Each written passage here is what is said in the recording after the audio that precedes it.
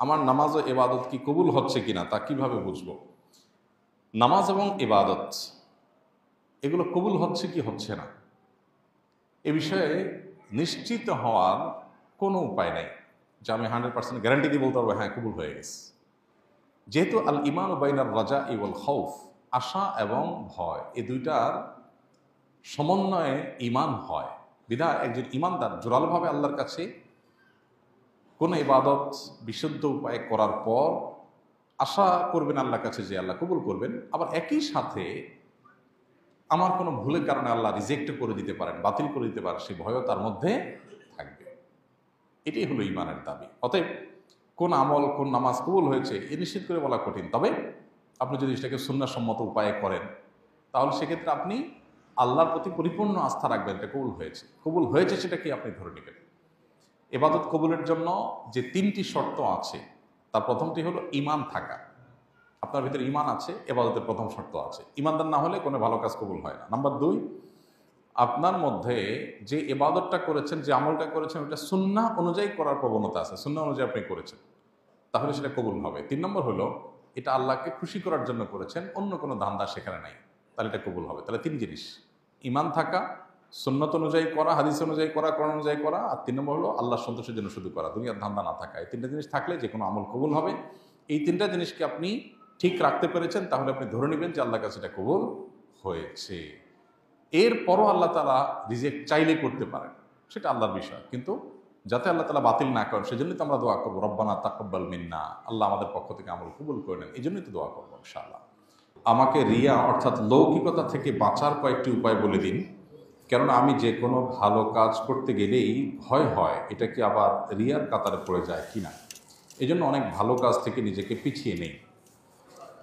রিয়া বা লৌকিকতা এটা একটা অপরাধ, এটা একটা গুনাহ। ঈমানদার তার সকল কাজ খালেস এবং নিরঙ্কুশ আল্লাহর জন্য নিবেদন করবে।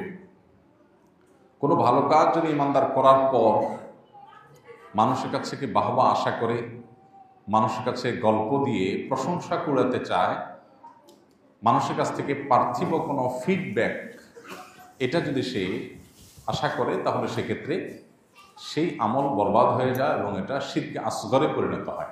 এই জন্য ঈমানদার সবসময় রিয়াকে সবচেয়ে বেশি ভয় পাবে এবং রিয়া থেকে বাঁচার চেষ্টা করবে। নবী সাল্লাল্লাহু আলাইহি ওয়াসাল্লাম এটার ব্যাপারে আমাদেরকে সতর্ক করে বলেছেন যে দাজ্জালের যে ফিতনা, এর সবচেয়ে ভয়াবহ ফিতনা কিয়ামতের আগে ঈমানদারদের জন্য। ঈমানদাররা বিভ্রান্তির মধ্যে পড়ে যাবে।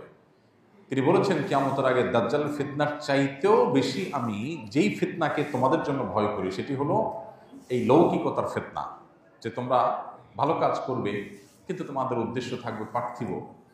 হয়তো উদ্দেশ্য পরিপূর্ণ ভেজাল থাকবে না, আল্লাহকে সন্তুষ্ট করার উদ্দেশ্যে করছো, কিন্তু সেখানে মানুষ দেখুক, মানুষ বাহবা দেখ, লাইক কমেন্ট করুক, মানুষের কাছে তুমি ভালো হও, এরকম মানসিকতা যখন চলে আসবে তখন পুরোটাই বরবাদ হবে। আল্লাহ সুবহানাহু ওয়া তাআলা গায়ুব, আল্লাহ তাআলা তার পবিত্র সত্তা অনেক বেশি আত্মমর্যাদা সম্পন্ন, যার কারণে কোনো আমল যদি কেউ আল্লাহকে খুশি করার জন্য করে, আবার পাশাপাশি দুনিয়ারও কিছু আশা করে, আল্লাহ তাআলা সে আমল গ্রহণ করেন। আল্লাহ বলেন তুমি দুনিয়ার যেটা আশা করেছ সেটার জন্যই করো, আমার জন্য পিওরটা ছাড়া আমি গ্রহণ করি না, যেটা শুধু আল্লাহর জন্য হবে, অন্য কোনো ধান্দা উদ্দেশ্য কিছু থাকবে না, নাম যশ খ্যাতি, সেটা আল্লাহ গ্রহণ করে।